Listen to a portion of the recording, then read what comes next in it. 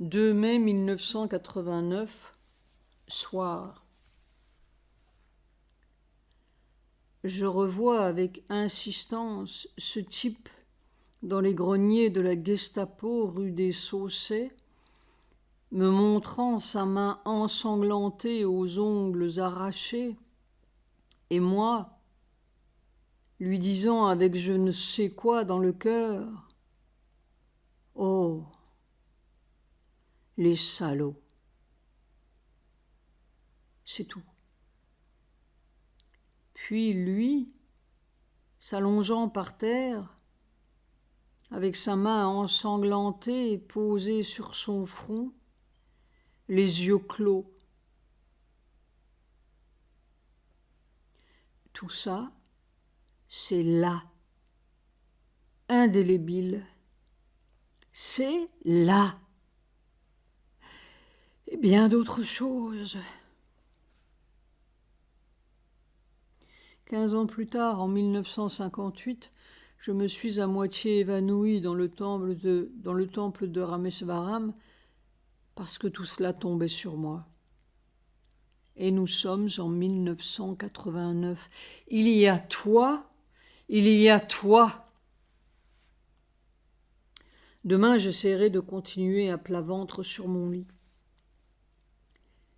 4 mai 1989. De fortes douleurs cardiaques pendant un quart d'heure, 20 minutes. Je travaillais allongé sur le dos. Je me suis assis et au bout d'une quinzaine de minutes, j'appelais mère, est venue une étrange salivation très fluide et très abondante qui est descendue dans ma bouche et a coulé dans ma gorge et la douleur s'est arrêtée. J'ai recommencé le travail allongé, mais la puissance semble se bloquer dans le haut du dos et c'est très difficile. J'avais essayé à plat ventre, mais cela me semble pas non plus très favorable. Ça ne coule pas bien. Alors je me suis remis debout et la puissance coulait, mais alors le problème toujours de cet écrasement. On ne sait pas très bien quoi faire. Mais je crois que debout, immobile, mais souple, si possible, est la meilleure solution en dépit de ce qui résiste. Mais cette étrange salivation, c'est un curieux phénomène. Il faut tout traverser avec la foi en l'irréalité des apparences. Soir. J'ai parlé de cette salivation étrange à Sujata. Elle m'a tout de suite dit « Est-ce que ce n'est pas le nectar, amritam ?» Je ne sais pas, cela n'avait pas particulièrement de goût, autant que j'ai pu me rendre compte dans cet état, mais c'était étonnamment fluide et très abondant, ça coulait dans la gorge. Ma douce est une grâce de mère auprès de moi. Sans elle, je n'aurais jamais pu faire ce travail. C'est la base matérielle, la Shakti, exactement. Je note aussi que quand la douleur du cœur s'est arrêtée, la salive s'est arrêtée aussi. Mais dès que cette salive, entre guillemets, est descendue, j'ai tout de suite noté, le corps s'est tout de suite aperçu ou a senti que ce n'était pas naturel, entre guillemets, que c'était quelque chose de particulier, entre guillemets. Si cette salive-là coulait tout le temps, ce serait un fonctionnement qui ne serait pas pareil dans tout le mécanisme habituel du corps, peut-être même dans les vieilles nécessités de nourriture. Probablement la sustentation du corps serait différente et les douleurs ne pourraient pas, en italique, venir. Ça les empêcherait de venir. Cela ne viendrait pas après coup, mais avant coup, si je puis dire. Finalement, je crois bien que c'est ce fameux nectar de la tradition indienne. Mais je me méfie toujours des étiquettes. J'aime mieux les faits. Cet après-midi, c'était un fait. Point d'exclamation entre parenthèses. Nous ne connaissons que les mécanismes animaux du corps, mais il y a peut-être bien des mécanismes divins. 5 mai 1989. C'est un bulldozer constant. Avec chaque respiration, ça bulldoze. Et quelle dose? 6 mai 1989. Maintenant, c'est tout à fait clair. Ces soulèvements de fond ou ces reflux, c'était tout simplement l'incapacité du corps à laisser passer tout droit la puissance. Et il refoulait ces masses trop indigestes. Et cela faisait pas mal de dégâts.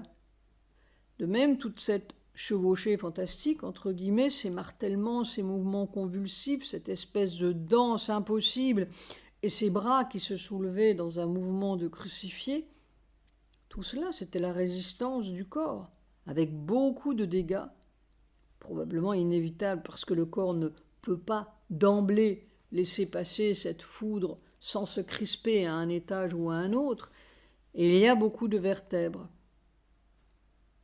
Depuis la découverte corporelle de cette valve centrale et de cette écluse centrale, ce n'est plus le chaos d'autrefois, quand tout le corps était secoué sans pouvoir assimiler, entre guillemets, cette puissance. Mais il y avait, et il y a encore, beaucoup de déchirements. Maintenant, c'est comme un pieu de foudre, F majuscule, qui s'enfonce tout droit à travers le cerveau, le cou, les épaules, le dos, les jambes jusqu'aux talons, et le corps arrive à rester relativement immobile, comme une espèce de pilier foudroyé, avec juste une légère flexion des genoux et des chevilles. Il est là, debout, les bras le long du corps, comme figé et traversé par cette barre de foudre solide, ou ce pieu de foudre solide, mais s'il y avait une seconde ou même une fraction de seconde d'inattention corporelle ou de raidissement ou crispation musculaire, tout casserait comme un bois d'allumettes. C'est très difficile à supporter. Mais le fait, en italique, c'est que le corps n'a plus ces mouvements compulsifs ou très sautants qui ont fait beaucoup de dégâts. Il arrive à rester ferme comme un pilier, et mes yeux restent plantés dans les yeux de Sri Aurobindo sans le quitter une fraction de seconde. C'est toi, toi, toi. La région difficile, c'est vraiment entre les dernières vertèbres cervicales, le cou, et le bas des omoplates. Ça, c'est un nid de misère. Il faut du temps. Avec ce travail dans la matière, ou plutôt cette lutte avec des vertèbres et des muscles et que sais-je, on finit par oublier toute âme, tout sentiment, toute pensée ou idéal, entre guillemets. On n'est plus que de la matière en lutte et en douleur. Au fond, la douleur, c'est la prière de la matière. C'est sa manière d'âme, c'est un appel. C'est la matière qui appelle ce qui est vaste, heureux, harmonieux, ce qu'elle sait être sa source. Et la guérison de tout.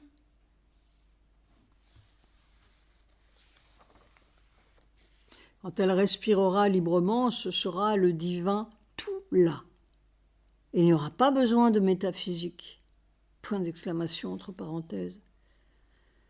Soit, ce n'est pas fait pour un système animal.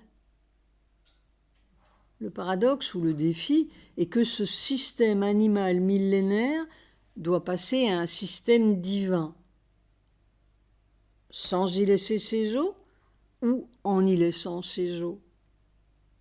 Personnellement, je préférerais laisser ces fichus os, mais garder l'autre vie. V majuscule. Cela voudrait dire radicalement un autre système inconnu. J'ai l'impression d'avoir un porte-manteau en fer à la place d'épaule. Je me plaignais à Sujata de ce déchirement respiratoire constant. Elle m'a dit « Maintenant, les écluses sont ouvertes. Vous ne pouvez pas les arrêter. » 8 mai 1989. Il y a un épuisement si total dans mon corps, comme si je pouvais m'écrouler. Et en même temps, cette puissance formidable qui pourrait réveiller un mort. Tout cela fait une étrange combinaison dans un corps animal. Je suis peut-être déjà un nouveau vivant avec un vieux mort sur le dos, en plaisantant un peu. 9 mai 1989, midi. Cette foudre impérieuse, écrasante, presque forcenée. Évidemment, ça veut casser ou trouver une résistance, mais on ne sait pas très bien si c'est le corps qui va casser. Après-midi. Pendant 45 minutes, debout, sans bouger, sans un frisson, le corps comme un pilier traversé par cette foudre écrasante. Il y avait tout ce qu'il fallait pour casser. Il y avait tout ce qu'il fallait pour que le cœur saute, tout ce qu'il fallait pour que les veines de la jambe craquent, tout ce qu'il fallait pour mourir. Et ça continuait, ça continuait, ça continuait. C'était si impossible que le corps était comme sidéré, et il se disait à lui-même pendant que ça se passait, « Mais c'est toi-même qui supportes toi-même. »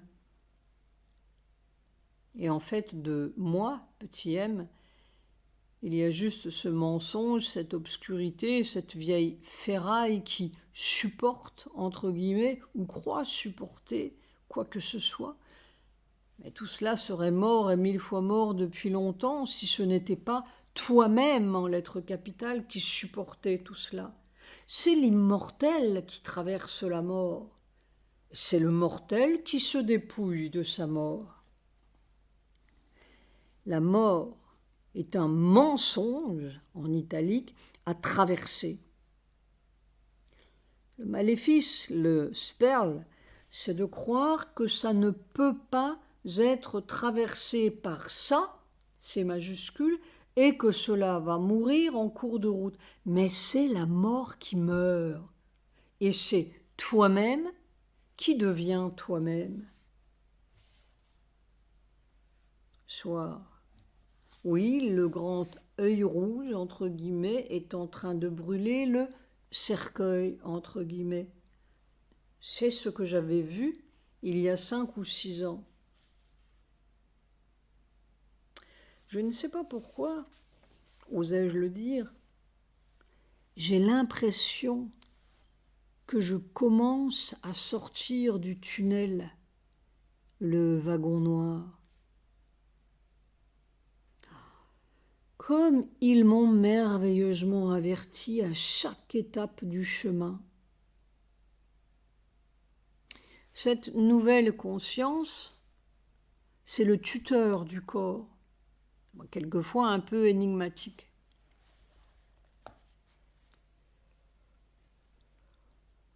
« 11 mai 1989. Dans le champ de thé, vallée tranquille. Cet après-midi, je pourrais dire, j'étais tout près de la mort. Pendant 45 minutes ou 1 heure debout, c'était une torture dans mon épaule droite, le cou, le dos. Puis je suis allée m'allonger sur mon lit. Pendant 30 minutes, j'étais là dans une agonie, Mais ça ne tenait qu'à un fil de toi. Oh, ce cri de toi, toi. Puis je suis allée me promener comme d'habitude parce que je ne sais plus où est la limite entre la vie et la mort. Si je ne faisais pas tout comme d'habitude, entre guillemets, j'ai l'impression que je tomberais mort. Mais je ne sais pas comment je fais pour vivre et je ne sais pas comment je fais pour ne pas être mort. C'était un fil là sur mon lit. Et cette torture. Et pourtant, mon corps crie en lettres capitales que c'est un mensonge.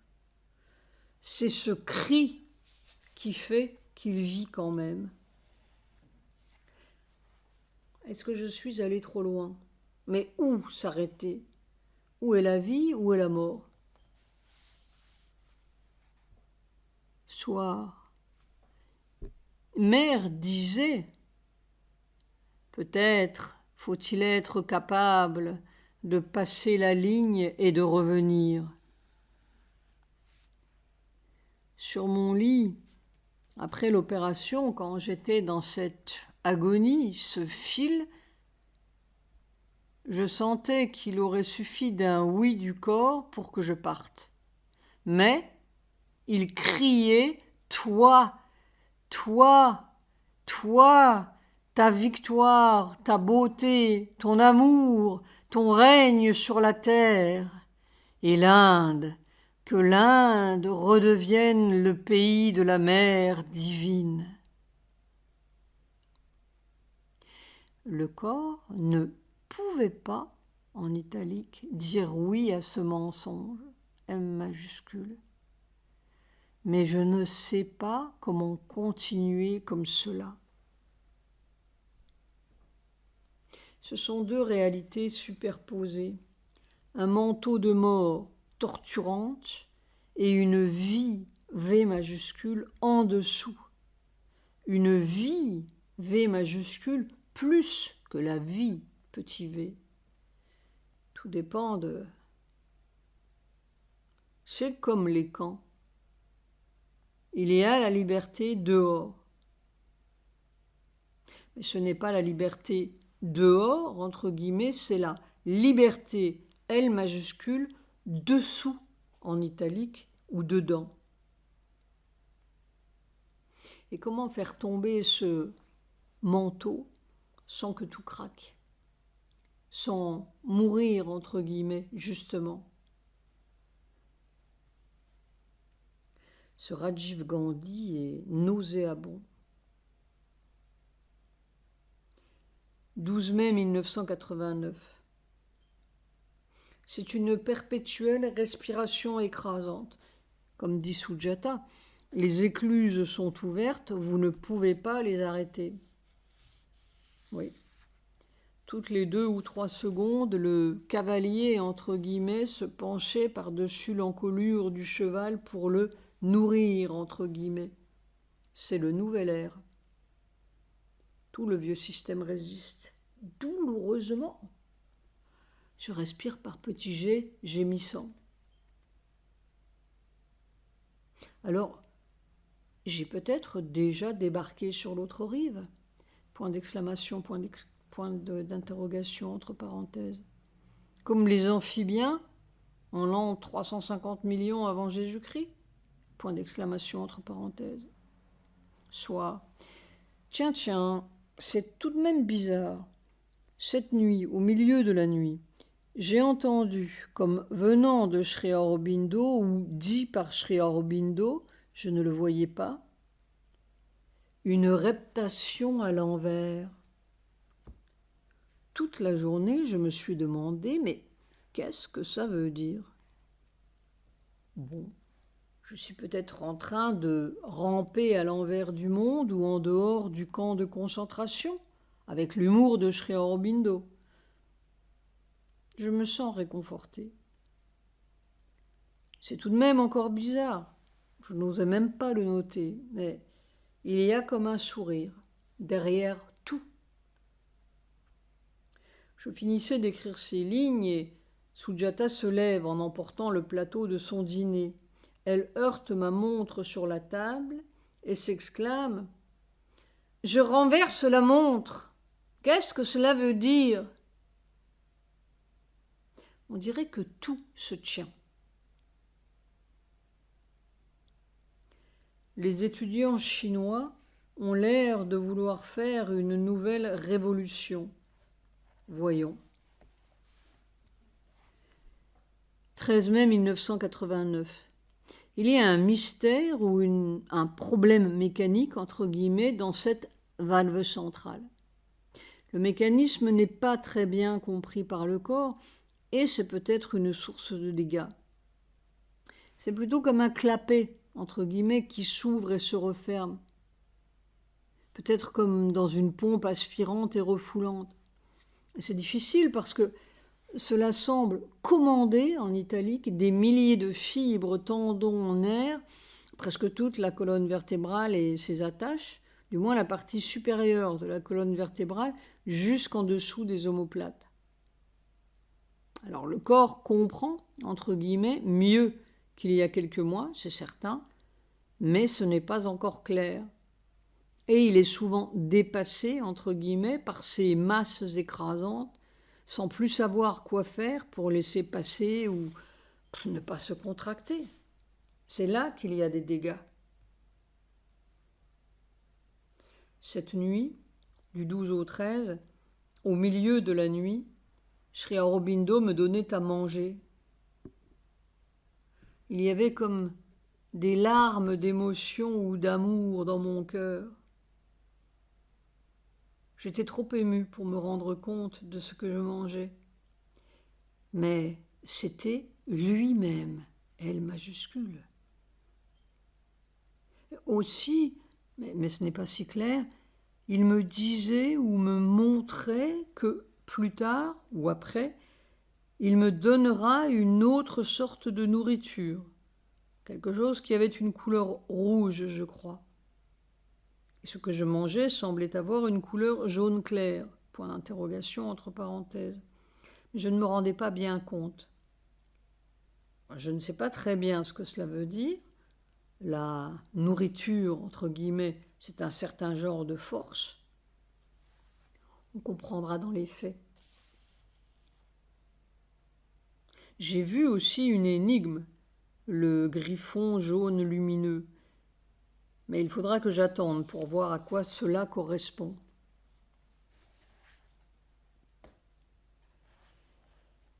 Prochaine visite de Gorbatchev en Chine, The Hindu, 13 mai.